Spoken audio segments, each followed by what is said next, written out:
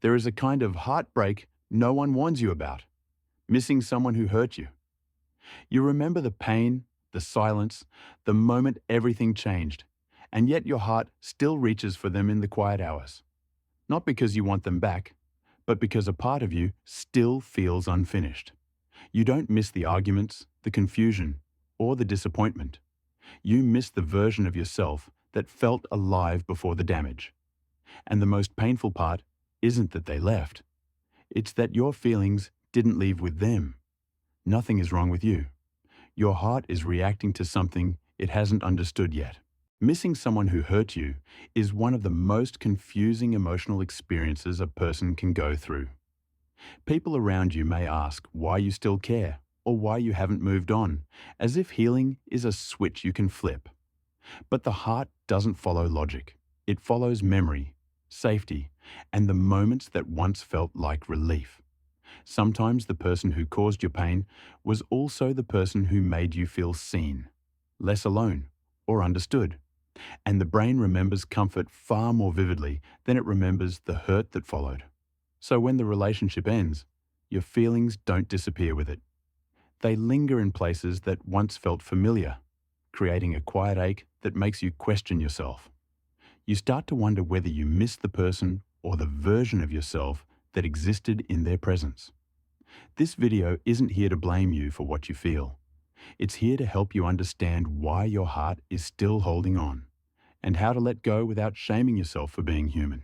1. Your heart bonds through safety, not logic. Your heart doesn't attach to someone because they are good for you. It attaches because, at some point, they felt familiar in a way nothing else did. To the nervous system, safety isn't always the same as healthy. Safety is whatever feels known, predictable, or soothing, even temporarily. So even if the relationship brought confusion, your body also remembers the moments when you felt chosen, validated, or finally seen. And when someone gives you a feeling you've been starving for, the heart doesn't analyze the source. It simply holds on. That's why, when they leave, the grief doesn't come from losing the chaos. It comes from losing the rare moments where your body felt like it could finally exhale.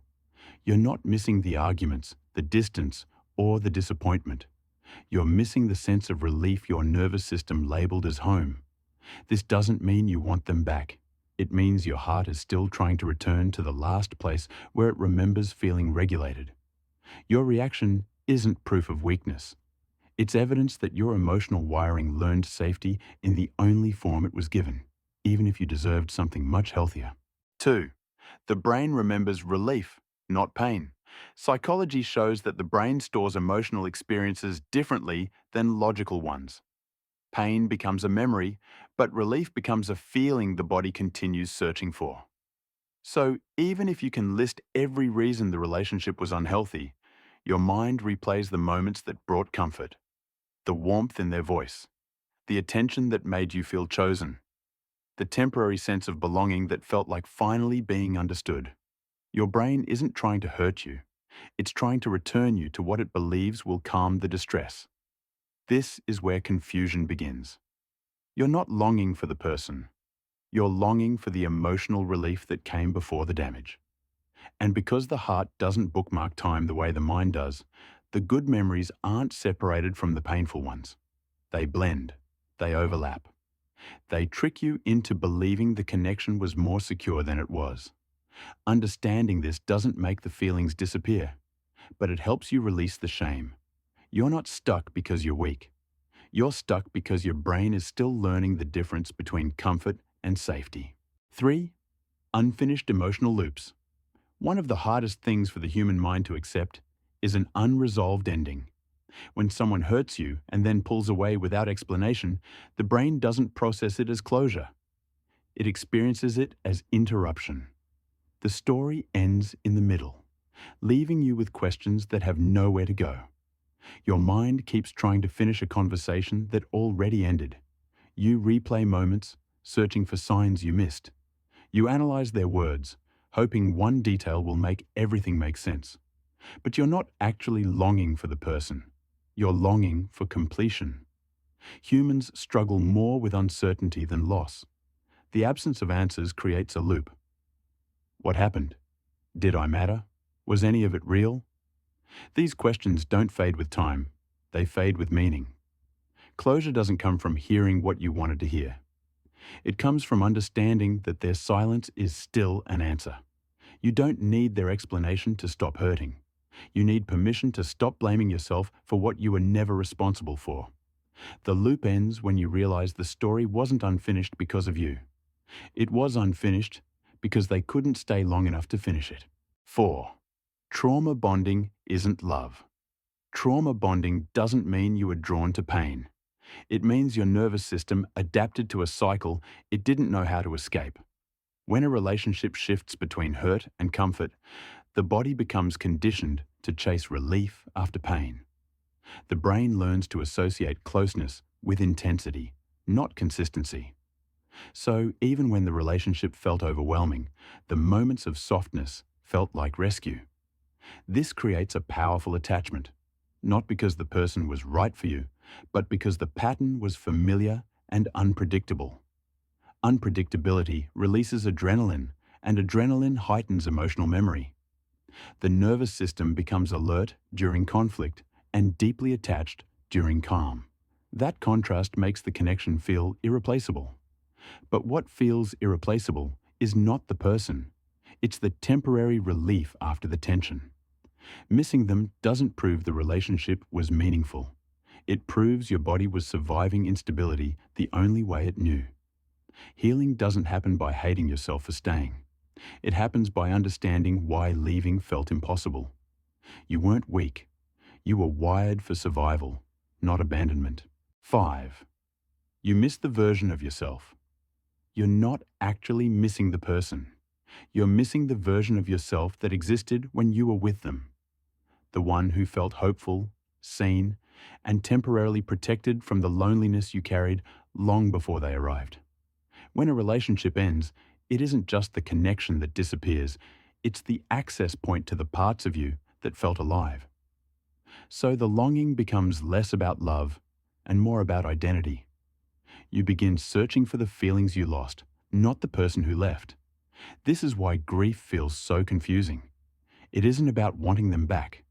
It's about missing the way you laughed, the way you opened up, the way you believed in something again. Losing the relationship can feel like losing yourself, especially if they awakened a side of you you didn't know how to access alone. But the truth is, those parts were always yours. They didn't come from them. They came through them. Healing isn't about replacing the person.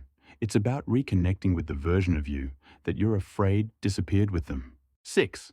Your body confuses abandonment with danger. When someone hurts you and then withdraws, your nervous system doesn't interpret it as rejection. It interprets it as threat. Attachment is wired for survival, not romance. So when a bond suddenly breaks, the body goes into alarm. The mind can say, "This is over," but the nervous system responds with, "I'm not safe." Missing them becomes a reflex, not a choice. It's the body trying to restore connection to reduce panic. This is why the longing feels physical. The tightness in your chest, the heaviness in your stomach, the urge to reach out, not because you want the relationship back, but because your body is trying to stop the internal alarm. The nervous system doesn't care whether someone was good for you, only whether their presence once signaled relief. So when they leave, the absence feels dangerous, even if the relationship was harmful. Understanding this shifts everything. You're not weak for missing them. Your body is responding to a loss it wasn't prepared to process. Healing isn't about forcing yourself to stop caring.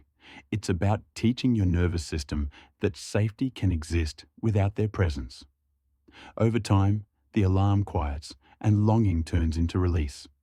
Not because they changed, but because your body finally feels safe again. 7. Healing changes the meaning. One day, you won't miss them. Not because time erased what happened, but because healing transformed how it lives inside you. Missing someone isn't the final chapter. It's the middle. The part where your heart is still catching up to what your mind already knows. The longing fades when you stop needing the version of yourself that existed with them. Healing doesn't require forgetting. It requires integration. You begin to understand that what felt like loss was actually space being cleared for something safer. You stop searching for closure from the person who hurt you and start finding closure within yourself. The story doesn't end when they leave. It ends when their absence no longer defines your worth.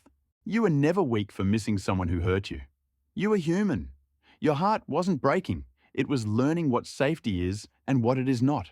Healing doesn't happen in a single moment. It happens in the quiet shift where longing slowly becomes clarity. And when that day comes, you won't need them back. You'll finally return to yourself.